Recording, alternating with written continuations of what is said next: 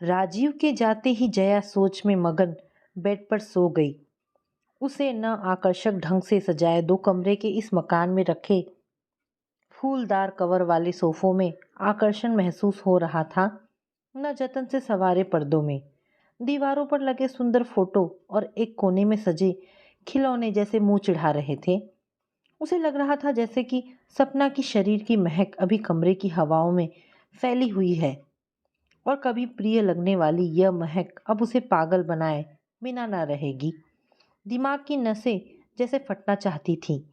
हवादार कमरे की खिड़कियों से आती सर्दी की हवाएं जैसे जेठ की लू बनकर रह गई थी।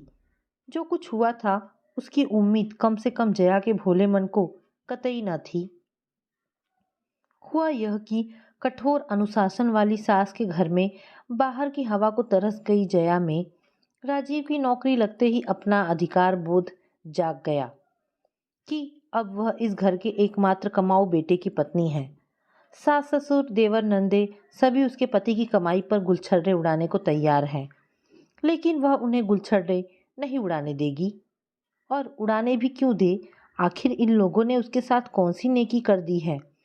नंदे एक चीज ठुनक ठुनक कर ले लेंगी, देवर गले पड़कर अपनी जरूरतें पूरी करा लेंगे, पर यह नहीं सोचेंगे कि भाभी भी जीती जागती इंसान है। उसका भी अपना सुख दुख है, उसकी भी बाहर घूमने फिरने की इच्छा होती होगी। सारा काम उसने अपने जिम्मे ले लिया तो सब आज़ाद हो गए। मरो खपो किसी को हाथ बटाने की जरूरत ही नहीं महसूस होती। रश्मि ने एक बार कह दिया था, हमारी भाभी बहुत काम करती है, घर में किसी दूसरे को कोई काम छूने ही नहीं देती। तो कौन सा एहसान कर रही है किसी पर? मैंने इसे घर दे दिया, पाल पोस कर जवान बेटा दे दिया, सास तुनक कर बोली थी। जया के मन में आया था कि वह भी उन्हीं की तरह हाथ नचाकर कह दे, क्यों दिया था जवान बेटा? बैठाए रहती उसे अपनी गोद में, आंचल में छिपाए। पर कुछ सोचकर वह मन महसूस कर रह गई। ऐसे मौके पर सास की आंखों में उभरे लाल लाल डोरे और फिर एक ठंडेपन से मार्मिक बात कह देने से उनके आतंक से पूरा घर खौफ खाता था। तो जया ही इसका अपवाद कैसे होती? हाँ, उसने काम करने की रफ्तार बढ़ा दी थी। ऑफिस से लौटे राजीव की चाय के बाद उससे भेंट तभी हो पाती जब रात के 10 बजे वह ऊँघने लगता। अपने पाँव पर जया के ठंडे हाथों का स्पर्श पाकर वह चौंक उठता। जाड़े में यह स्पर्श एकाएक अटपटा सा लगता और वह उसके देर से आने पर और घर के काम को उसकी तुलना में वरीयता देने पर झुंझलाता। एक दिन जया ने राजीव से कहा, घर में कलह ना हो इसलिए इतना काम करती हूँ, पर माँ जी रात दिन भुनभुनाया करती हैं कि यह तो दिन भर राजीव की कमर से कमर जोड़े रहती है, काम धाम में मन ही नहीं लगता। राजीव को माँ की यह बात उसे पत्नी पर अत्याचार लगी। उसने आश्चर्य से कहा, अच्छा ऐसा कहती हैं? जया ने अपने चेहरे पर जो भाव बना रखे थे उनमें आंखों का छलक आना कुछ कठिन नहीं था। उसने कहा, कहा तो बहुत कुछ जाता है, लेकिन सारी बात सुनाकर तुम्हारा दिल दुखी करके क्या फायदा? फिर तो राजीव की बढ़ती उत्सुकता जया से कुछ मनगढ़ंत बातें उगलवा लेने में सफल रही। इन बातों में सर्व प्रमुख यह थी कि माँ जी कह रही थी, अच्छा रहेगा राजीव के 10 साल तक कोई बाल बच्चा ही ना हो, नहीं तो उसकी तनख्वाह उन्हीं पर खर्च होने लगेगी। तब जया भी दिन भर घर का काम नहीं कर पाएगी। इस बात ने ऐसा रंग दिखाया कि राजीव जया की हर बात मानने को तत्पर हो गया।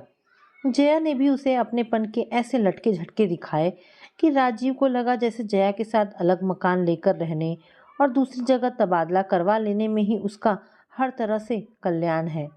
घर के लोग उसे नोच कर खा जाने वाले भेड़िए लगे, जिनका उससे लगाव मात्र उतना ही है जितना हिंसक पशु का शिकार से होता है।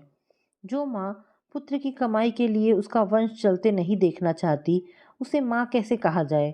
ऐसे लोगों का साथ जितनी जल्दी ही हो सके छोड़ देना चाहिए।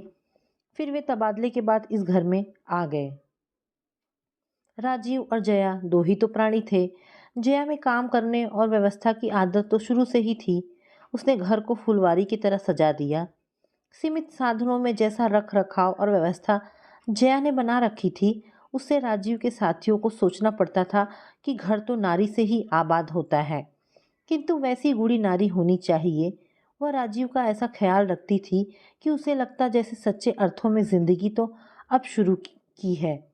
राजीव भी हर तरह से जया का ख्याल रखता, उसके जन्मदिन पर बढ़िया पार्टी और यादगार उपहार देता। ऑफिस के बाद यदि समय होता तो जया के साथ घूमने भी निकल जाता। वास्तव में इसी आज़ादी के लिए तो जया ने अपने घर में अपने झूठ से कलह का माहौल बना दिया था। कुछ दिनों बाद ही मोहल्ले की महिलाओं के साथ उसका दोस्ताना बढ़ सा गया था। किसी को वह स्वेटर का नया डिज़ाइन बताती तो किसी की साड़ी की फॉल्ट ठीक कर देती। शर्मा जी की विधवा बहन सपना को तो उसके पास बैठकर बात करने में विशेष शांति मिलती थी, क्योंकि और जगहों पर उसे पसंद नहीं किया जाता। जया सपना को समझाती, जिंदगी रोने से नहीं कटती है, कुछ काम करो और अपनी जिंदगी की नई शुरुआत करने पर भी गंभीरता से सोचो। एक दिन उसने यह बात राजीव की उपस्थिति में भी कही थी। देखो, अभी क्या उम्र है, मुश्किल से 26 वर्ष की होगी और क्या गद बना रखी है अपनी। कुदरत ने गोरा संगमरमरी बदन, अच्छी कदकाठी और बोलती आंखें क्या इसीलिए दी है कि इन्हें रो रो कर गला दिया जाए? खबरदार जो आइंदा चेहरे पर मनहूसी छाई। फिर जब उसने अपनी गुलाबी रंग की एक सुंदर साड़ी उसे पहनाई तो राजीव को भी लगा जैसे सपना वाकई सुंदर कही जा सकती है। उसकी आंखें वास्तव में आकर्षक है। धीरे धीरे सपना की रुचि जया भाभी के बजाय राजीव में बढ़ती गई और राजीव की सपना में कई बार जब दोनों की आंखें बोलती होती तो जया की दृष्टि भी उन पर पड़ जाती, परंतु वह उसे अपने मन का वहम समझ लेती या सोचती कि यदि उसकी शंका निर्मूल हुई तो सपना के दुखी हृदय को ठेस पहुंचेगी और राजीव भी उसके बचपने वाले सवाल से उसकी अकल के विषय में क्या सोचेगा। पर एक दिन वह सन्न रह गई थी जब उसने देखा था कि बत्ती चले जाने पर अंधेरे में राजीव ने सपना को अपनी बाहों में के घेरे में ले लिया था और तभी बिजली आ गई थी। जया को लगा था जैसे उसके पैरों के नीचे बिजली गिर गई हो। जिसे उसने दूध पिलाया वही सरपीड़ी बनकर उसकी सुखी गृहस्थी में दंश मार चुकी थी। जिस राजीव को पूर्ण रूप से पाने के लिए उसने संयुक्त परिवार की जड़ों में दरार डाला, वही पराया हो गया। वह जज्ब ना कर सकी। तुम लोग इतने नीचे गिर जाओगे मैं सोच भी नहीं सकती थी। फिर उसने सपना की ओर देखकर कहा, निकल जा मेरे घर से और फिर कभी यहाँ कदम रखने की कोशिश मत करना। राजीव ने बजाय लज्जित होने के त्योरियां चढ़ा ली और कड़े स्वर में कहा था, घर आए मेहमान से तमीज से बात करना सीखो। रही बात इसके यहाँ आने की तो तुम कौन होती हो इसे निकालने वाली? यह घर मेरा है और यहाँ किसी का आना जाना मेरी इच्छा से होगा। जिसे यह मंजूर हो वही यहाँ रह सकता है, नहीं तो अपना रास्ता देखे। जया समझ गई कि रास्ता देखने का संकेत उसी की ओर है। वह सोचने लगी, तो ये इतने आगे निकल चुके हैं। इस घर के स्वप्न को संजोने वाली जया घर के लिए इतनी महत्वहीन हो चुकी है कि एक विधवा औरत के लिए उसकी कुर्बानी बेधड़क दी जा सकती है। फिर तो राजीव के आने के बाद सपना का उनके घर आना आम बात हो गई। राजीव पर जया के अनुनय विनय का प्रभाव न होना था, न हुआ। उसने साफ कह दिया, तुम्हें घर में रहना हो तो रहो, नहीं तो मैं सपना के साथ बकायदा अदालती शादी करके उसे घर ले आऊँगा और तुम्हें दूसरा रास्ता चुनना होगा। इस दूसरे रास्ते के ख्याल से ही जया विकल हो जाती थी। मायके वाले कितने दिन रखेंगे? भाभीयों के ताने सुनकर बेशर्मी की रोटियां वह कितने दिन खा सकेगी? भाइयों के अपने परिवार हैं, भाभीयों की अपनी इच्छाएं हैं, किसी के लिए कोई क्यों अपनी इच्छाओं का गला घोटेगा? जया का मन डूब रहा था।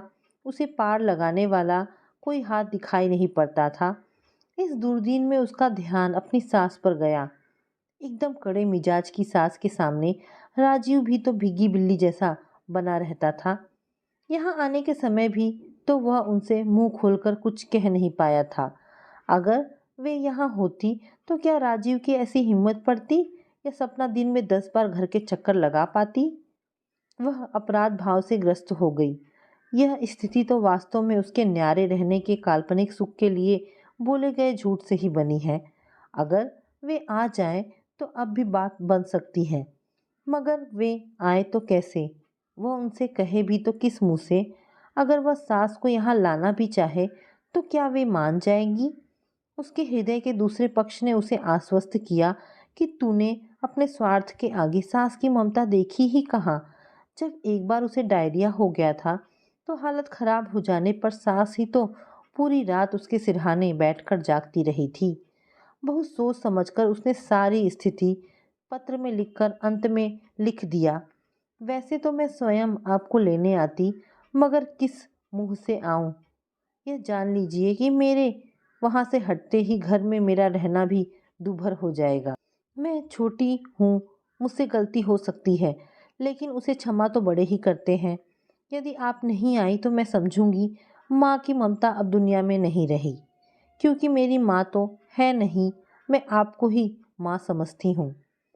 5वें दिन ही रोशन और अमर के साथ माँ जी का भारी भरकम स्वर दरवाजे पर सुनाई पड़ा। अब दरवाज़ा खोलेगी भी या नहीं? बस में बैठे बैठे पाँव ही टूट गए। उस समय राजीव और सपना भी घर पर ही थे। माँ जी की गंभीर वाणी सुनकर राजीव के चेहरे की हवाइयाँ उड़ने लगी। उसने सपना को जल्दी से जाने का इशारा कर दिया, पर सपना जाती तो तब जब निकलने का दूसरा दरवाज़ा होता। वह हकबकाई सी खड़ी थी। जया को तो जैसे मरुस्थल में प्यास से बिलखते व्यक्ति की तरह किसी जलधारा का कलकर स्वर सुनाई दे गया था। उसने जल्दी से दरवाज़ा खोला और सास के पैरों पर मत्था रख दिया। वे जोर से बोली, अरे अब यह सब नौटंकी बाद में करना, पहले मेरा झोला थाम, मेरे हाथ दुखने लगे हैं। फिर उन्होंने आवाज़ दी, राजीव अमर के कंधे से बैग उतार और रोशन तू भी अपना सामान रख। नेवले की तरह मुंह फाड़े क्या देख रहा है? इसके साथ ही वे आंगन में पड़े पलंग पर बैठ गईं। उनकी भीमकाय काया से पलंग चरमरा उठा। उनकी तनी आंखों, कड़कदार आवाज़ और पलंग की चरमराहट ने मिलकर जैसे एक आतंक की सृष्टि कर दी।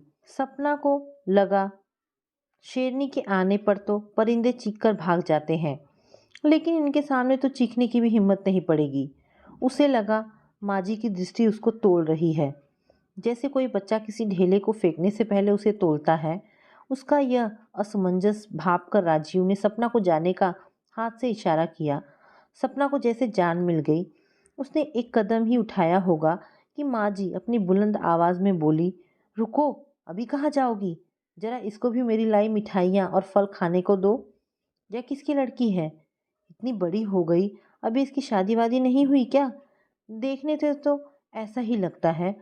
जया ने सबके साथ ही सपना को भी माँ जी की लाई मिठाई और फल वगैरह दिए, मगर इतने सवालों के साथ मिठाई और फलों की मिठास जैसे गायब हो गई थी।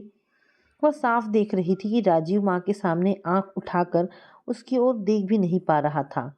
वह बिल्कुल मेमने जैसा लग रहा था। जिस राजीव ने उससे प्रेम किया था, उसके साथ जीने मरने की कस्में खाई थी, वह एक जिंदा दिल इंसान था। उसका यह रूप तो रीढ़हीन केचुए जैसा था। यह रूप लेकर क्या वह समाज से टक्कर ले सकेगा? उसे लगा कम से कम माँ जी के यहाँ रहते तो नहीं। वह चुपचाप वहाँ से खिसकना चाहती थी कि माँ जी ने कहा, अभी इतनी जल्दी भी क्या है जाने की, बैठो। फिर उन्होंने राजीव से कहा, बनियान कमीज उतार। कपड़े उतारने पर राजीव पर एक्सरे जैसी नज़र डालकर बोली, इसी सुख के लिए यहाँ रह रहा है? एक एक पसली गिन लो। बहू, तूने तो इसे यहीं खिलाया पिलाया है। अब जब तक तू अपने ज़िले में तबादला नहीं करा लेता, मैं यहीं रहूँगी। अपना घर अपना ही होता है।